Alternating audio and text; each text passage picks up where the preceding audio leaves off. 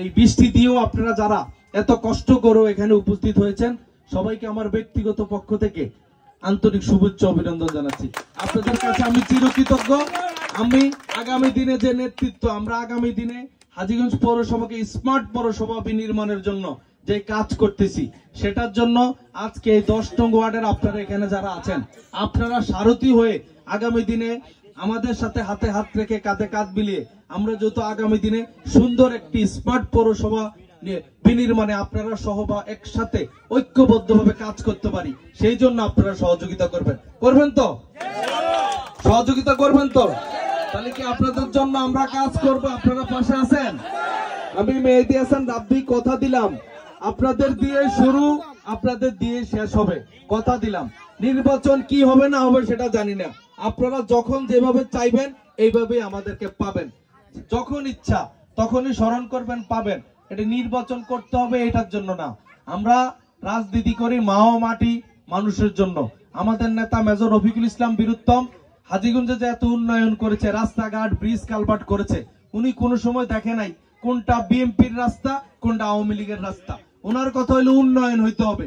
আমি ওনার কর্মী, সেই হিসাবে আমি দলমত নির্বিশেষে হাজীগঞ্জ পৌরসভায় ব্যাপক হারে উন্নয়ন হবে, সেই জন্য আপনারা আমাদেরকে সুযোগ দিবেন। এই আশাবাদ ব্যক্ত রেখে আমি আজকে এখান থেকে বিদায় নিচ্ছি। সবার সাথে আবারও দেখা হবে। জয় বাংলা।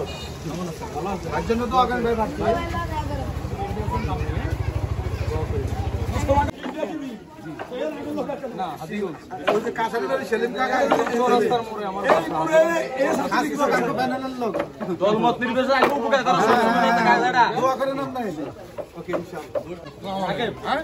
আসামদের খেয়াল তো ভাই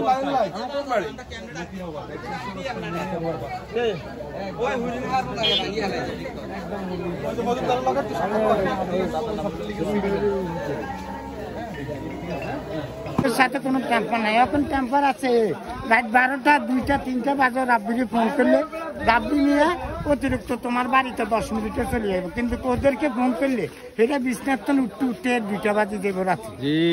এদেরকে এখন দরকার নেই, এখন রাব্বি মিয়ার দরকার।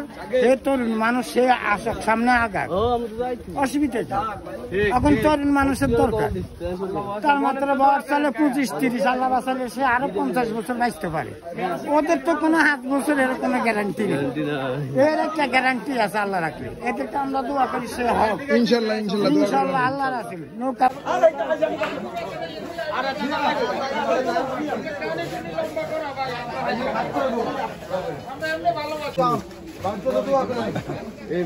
হ্যাঁ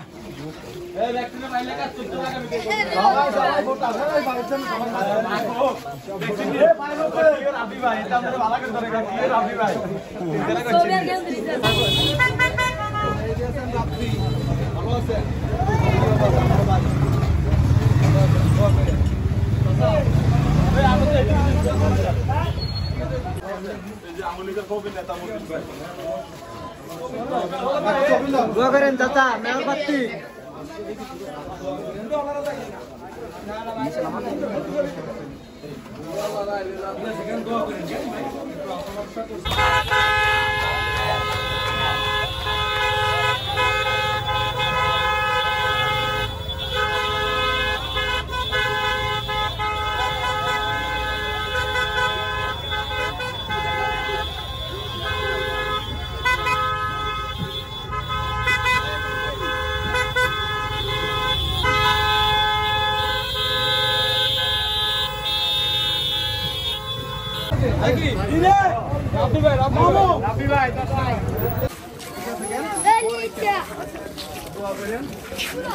ভাই মেয়র প্রার্থী ভাই দোয়া করেন ভাই।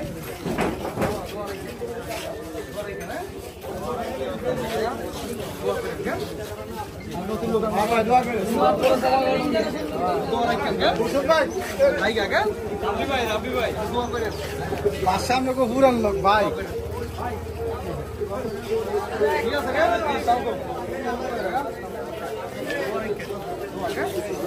বিচার করবো কে